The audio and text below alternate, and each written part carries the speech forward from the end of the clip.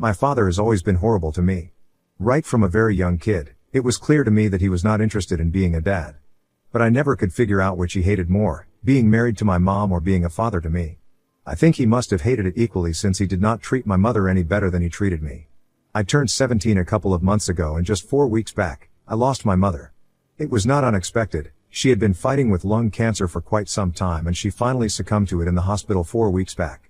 She had been diagnosed 3 years ago, and since then, it felt like I had been holding my breath, and when she passed away, I think I finally let it all go.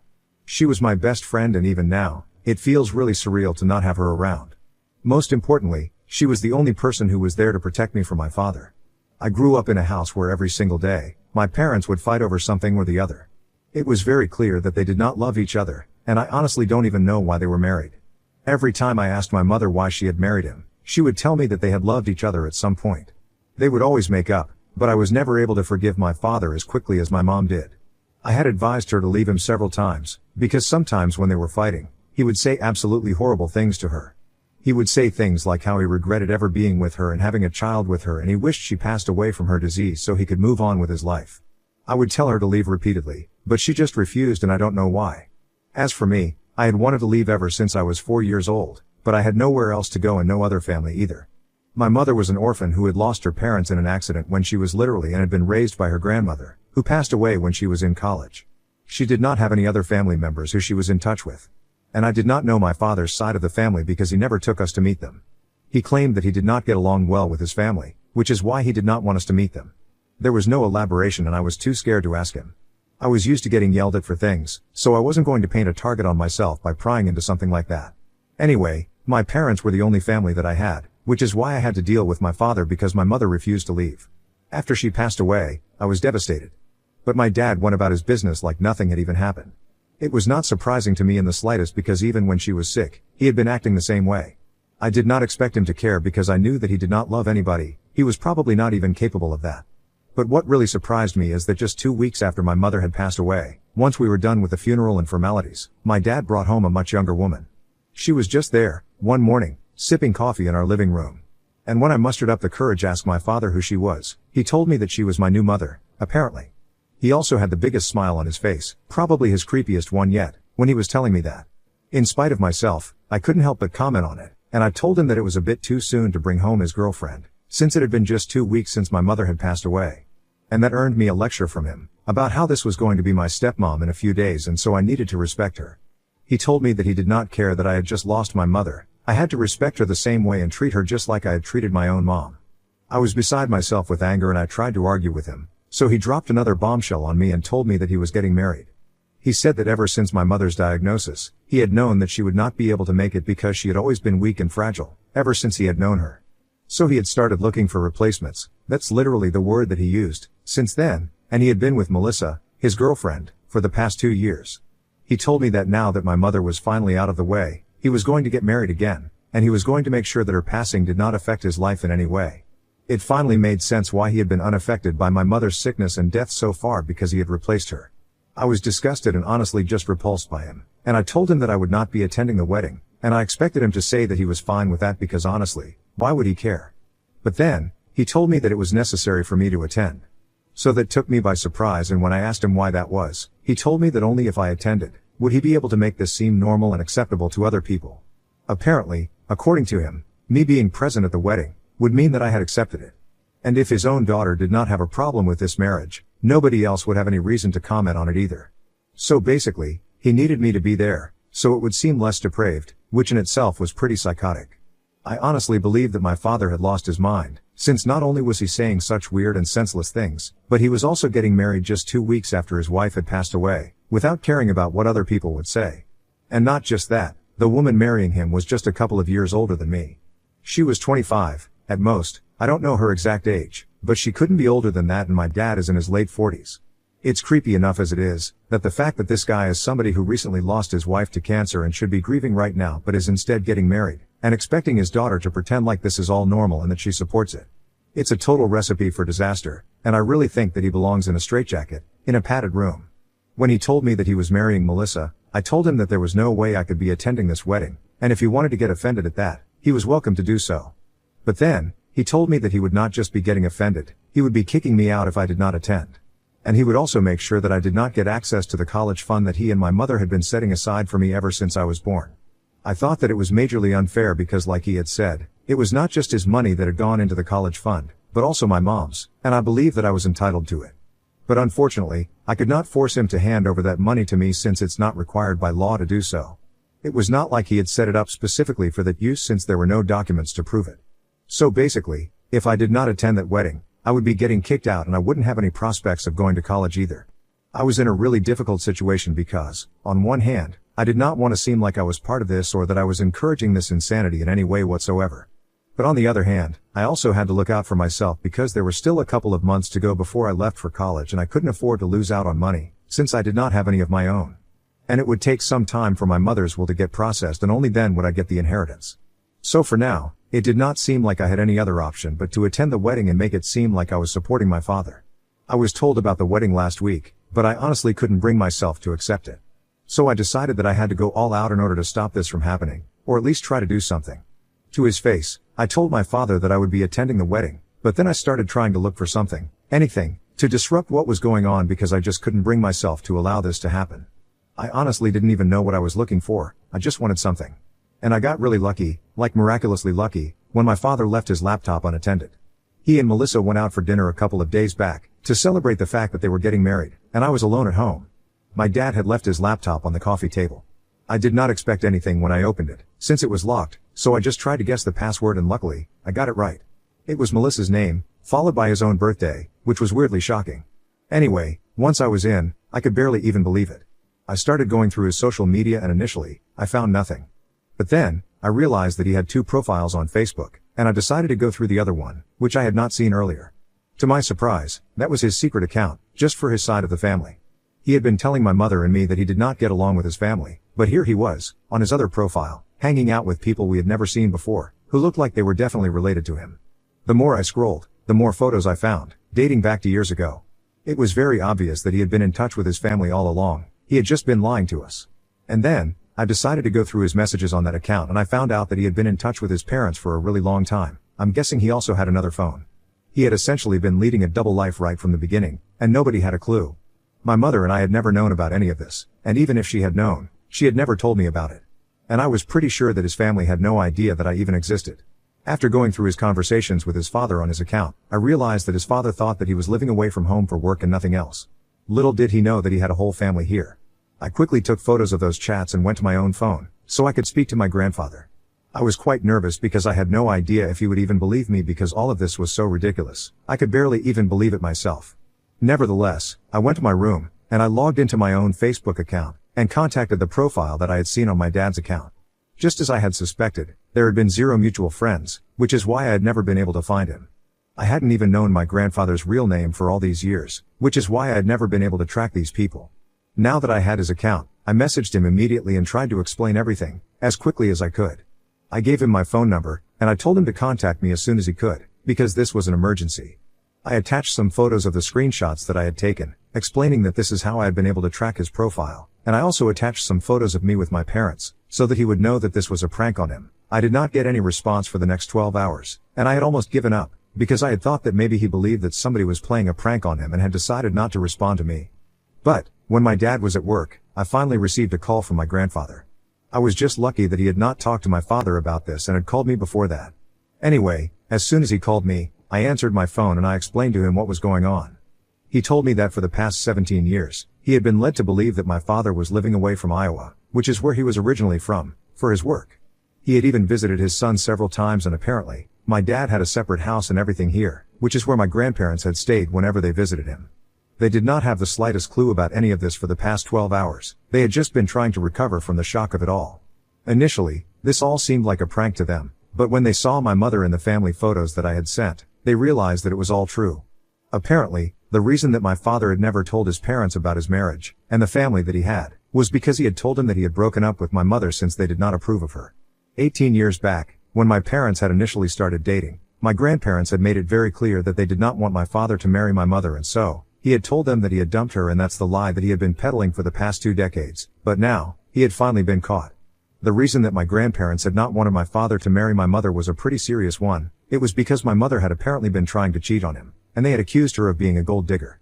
That was because the first time that my father had brought my mom home to meet his parents, she had immediately tried to hit on his older brother since he was a surgeon and obviously earned way more than my father.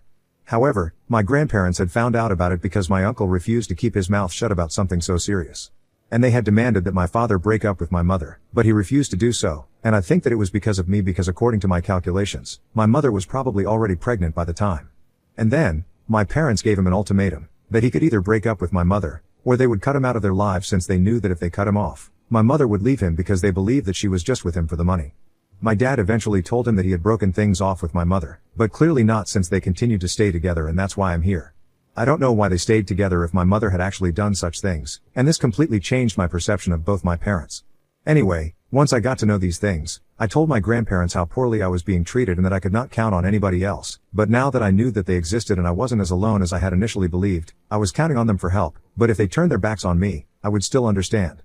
Thankfully, they chose to help me out and I was able to stop the wedding from happening and I got back at my father as well, and so did his parents. They flew down here a couple of days ago and yesterday, I managed to sneak them into the wedding and all of a sudden, we were the guests of honor. The wedding was being held in our backyard since only a couple of people were attending. It was meant to be a small and intimate ceremony. It was just my father's co-workers and employer, a couple of his friends, and that was it. Obviously, he had not invited his family. They hadn't even been invited to his first wedding but I made it possible for them to attend the second. After Melissa had walked down the aisle and everything, I texted my grandparents and I told them that it was finally time for them to show up because I wanted to stop this before the vows happened. Right before the vows, I snuck out, and then, it was my turn to walk down the aisle with my grandparents, just for the theatrics of it all. As soon as my father saw me walking down the aisle with his parents, his face fell, and Melissa looked pretty confused as well. Once I was near him, I announced to him that I had finally uncovered all his lies and now, his parents knew the truth. So he could say goodbye to his inheritance because that was not coming to him anymore, it was all coming to me instead. And I did not need him anymore either, since I already had a place to live and people to take care of me, and also my college fund. So he could do whatever he wanted, since I knew that he was a liar and I did not wish to be associated with him. After that, I walked away with my grandparents and since then, we have been living in a hotel, preparing to go back. There's a lot of catching up that I have to do with my grandparents since I haven't known these people and there's also so much to talk about regarding my parents. The only reason we haven't returned yet is because this morning, my father finally contacted my grandfather and told him that what he did was just not right and he had apparently accused his parents of trying to control him his entire life, and never letting him be happy. He also accused me of trying to ruin him by showing up at the wedding like that, saying that I just couldn't stand to see him happy with anybody else. He's blaming us all because now, Melissa is refusing to talk to him and the wedding was obviously called off yesterday itself, just after we had left.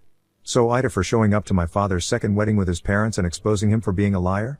Update 1. Hi, it's been 4 days since the wedding got called off. My grandparents and I decided not to respond to my father, he does not deserve it. If he wants to speak to us, he knows where to find us. We are still staying at the hotel, we have given him the details of it and have told him that he wants to discuss things with us. He can visit us and then we can talk in person, but this is not the kind of discussion that we want to have over the phone or via text. He still hasn't shown up yet and there's only 3 days before I go back to Low A with my grandparents. They have a farm there, they're pretty well off and I will be taken care of. Far better than I was here. They promised me that they are going to make sure that I got to go to the college of my choice and I wouldn't have to suffer after this. My grandparents have been literally doting on me ever since we got to know each other and I think they're trying to make up for lost time, which is pretty sweet of them. They hated my mother, and after this, they hated my father as well, but they seem to love me a lot. Update 2. So my grandparents and I are supposed to leave in 2 days. This morning, my father decided to finally pay us a visit and talk to us. I was quite surprised to find him in my grandparents' hotel room when they called me this morning, but I recovered from that pretty quickly, and I decided that I was not going to speak to him the entire time until he apologized. But obviously, that's too much to expect from somebody like him. He was here only to talk about how unfair it was that my grandparents had decided that they were going to cut him out of their lives and give all the inheritance to me instead. He said that he had already lost his wife, my mother, and he had lost Melissa as well. I also did not wish to speak to him anymore, so things were pretty bad for him already. And to top it all off, all the guests who had been present at the wedding, his co-workers and close friends, are now acting weird with him because of what happened at the wedding. So his reputation is in shambles and he is considering even quitting his job because he doesn't think that he can work in such a hostile environment. To put it mildly, he has kind of lost everything that he had until a few days ago, but then we came along at the wedding, exposed him, and then ruined it all for him. So the least that we could do for him was at least let him have the inheritance, which is something that he had been working on for all these years because otherwise, he wouldn't have lied to all of us for so long in the first place. But he just wanted to make everybody happy, which is why he had started telling lies, and he promised that he had wanted to tell his parents the truth after he got married to my mother. But then, as time went on, it just got more and more awkward to bring up, so he had to keep up with his lies and plan an elaborate double life. He claimed that he was the victim in the situation because after all, it was his happiness that everybody was against, including his parents. So now, he was only here to demand what actually belonged to him, the inheritance, since I would be taken care of anyway, but he had been hoping for this and working for this from the very beginning. And it was unfair to just take away from him for such a petty reason. I was already pissed off by the way that he was acting like he was the victim, and when he said that he deserved to have that inheritance, I completely lost it. Before my grandparents could even say anything, I burst out at him and I said that if he really deserved that inheritance, then I had also deserved to be treated like a human being for the past 17 years. But he had never shown me any sort of love or affection, or even the bare minimum respect, and he had literally threatened to kick me out and use my college fund for his own personal expenses if I did not partake in his insanity and encourage his marriage to his young girlfriend just 2 weeks after I had lost my mother. If he could not offer me anything that I deserved, it was only fair that his parents took away whatever he believed he deserved. He was pretty shocked by my behavior because I had never been able to stand up to my dad like this, but now that I had my grandparents to support me, I was not afraid of him anymore. He even tried to glare at me, which would usually work when I was younger, and try to shut me down.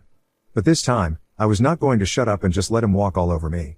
Earlier, I would only do that because I knew that my mother wouldn't leave no matter what, probably because of the same reason that my father did not cut ties with his parents. Because of the money, which proved to be pretty useless in the end since she passed away. She's only lucky that she passed away in a good hospital. But other than that, there was no benefit to her staying with my father after her diagnosis. Anyway, when I refused to shut up, my dad tried to yell at me and shut me down, but my grandparents were there to remind him that this was not going to work anymore. After a bit of arguing, he finally had to leave because my grandparents threatened to call security on him and have him escorted out. They made it very clear to him that he was not going to receive anything until he acknowledged and accepted his mistakes. And even then, it would take a lot for them to forgive him, and if I decided that I wanted to keep the inheritance for myself, he was not going to receive anything anyway. So he left, like a child, throwing a tantrum, and promised that he was going to make sure that we paid the price for what we had done to him. I don't know what he thought he was doing. He probably thought that him behaving like that was going to scare us, but it really did not. It just made us even more sure that we were doing the right thing by not forgiving him. And he was not even sorry, so we can't even forgive him. I am glad that I'm leaving with my grandparents in a couple of days because I just want to get away from all of this now. I'm definitely going to miss my friends, but it doesn't matter anymore. I'm going to college in the fall. I've already graduated high school, and I'm just done with all of this now. Update 3. Hi, so it's been 1 year since I left home. For the past couple of months, I've been really busy with college. And that's why I was not able to post anything. I had pretty much forgotten about it. Anyway, after that fight with my dad in the hotel room that day, which I had mentioned in my last update, my grandparents and I left. For the next few weeks after that, we did not have any contact with my dad. But I definitely got to meet a lot of people from my father's side of the family, who all love me, and I think this is the family that I had deserved all along. My mother had probably tried to love me, but she was too selfish, and in the end, it hurt me more than it hurt her. My uncle has promised me that I don't have to worry about my college tuition. He's going to have it all covered, and that's been a huge relief to me. These people had barely known me for just a few weeks, but they had already decided that they were going to give me all the love that I had been missing out for these past 17 years, and I could not be more thankful for it. I couldn't spend much time with them because a few months after I had moved in with my grandparents, I had to leave for college, but I do get to see them on weekends because the college that I'm attending is pretty close to where they are. So, no complaints about that. My father has tried to reach out to me several times, not to apologize, but to remind me that I have ruined him and that I should feel guilty about it, which is why I need to talk to my grandparents and make sure that he is not cut out of the inheritance at any cost. He keeps sending me emails and messages from different accounts, but he just doesn't seem to realize that getting defensive is not helping his case. The only thing that can help him is a genuine and sincere apology. But honestly, at this point, it's too little and too late. I'm just going to stick to ignoring him, honestly. Responding to him is simply not worth it, and I don't have that kind of time or energy to indulge his delusions anyway. I finally have the family that I deserve, and I'm happy with them. I'm also enjoying my college life so far, so I'm gonna focus on the positives in my life right now and try to forget about my past because I really just want to move on in life and do better for myself.